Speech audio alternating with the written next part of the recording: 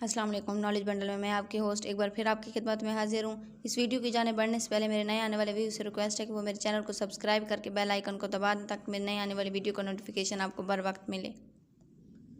जो शख्स अल्लाह के रास्ते में एक दिन का रोज़ा रखेगा, अल्लाह ताला उसके बदले उसके चेहरे को आग से 70 साल की मुसाफत पर रखेगा। हज़ूर अकरम सल्लल्लाहु अलैहि वसल्लम ने फरमाया, जो मस्जिद से मोहब्बत करता है अल्लाह उसे अपना महबूब बना लेता है।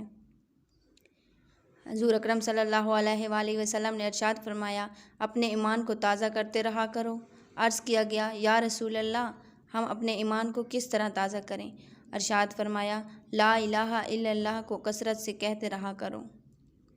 नबी अकरम सल्लल्लाहु अलैहि वसल्लम ने इरशाद फरमाया, तहज्जुद की नमाज वो वाहिद नमाज है जो मुअज्जिन की नहीं दिल की अज़ान पर पढ़ी जाती है।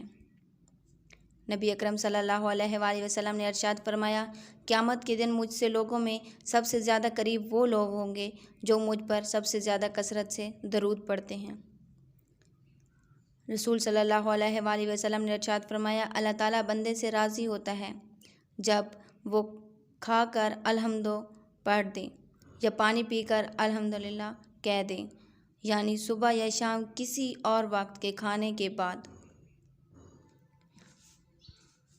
रसूल सल्लल्लाहु अलैहि वसल्लम ने इरशाद फरमाया, अल्लाह के बेहतरीन बंदे वो लोग होते हैं कि उन्हें देखकर अल्लाह याद आ जाए, और अल्लाह के बदतरीन बंदे वो होते हैं जो चुगलखोरी करते हैं, दोस्तों के दरमियान तफर्रुक़ पैदा करते हैं, बेगुनाह लोगों में ऐब तलाश करते हैं।